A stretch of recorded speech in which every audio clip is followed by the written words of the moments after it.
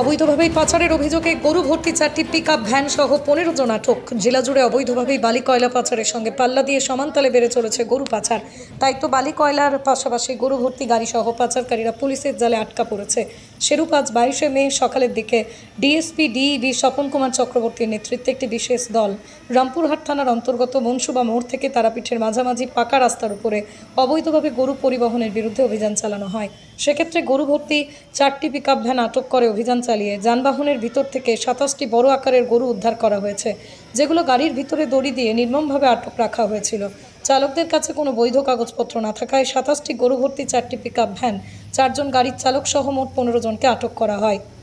পাচারকারীরা রামপুরহাট এবং তারাপীঠ শহর এলাকা দিয়ে 14 নম্বর জাতীয় সড়কের উপর দিয়ে প্রকাশ্য দিবালোকে তারাপীঠের দিকে যাওয়া রাস্তার করিডোর হিসেবে ব্যবহার করে অবৈধ গরু পাচার করছে বলেই মনে হচ্ছে।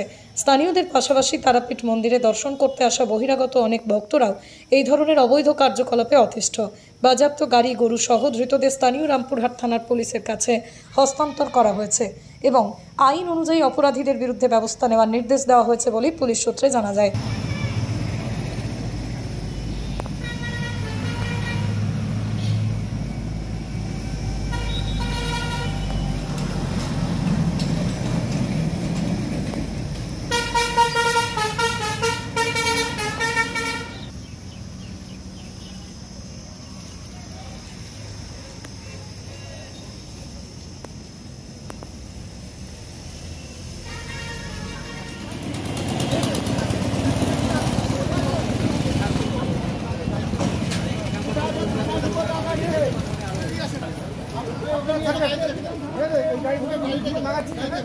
গাড়ি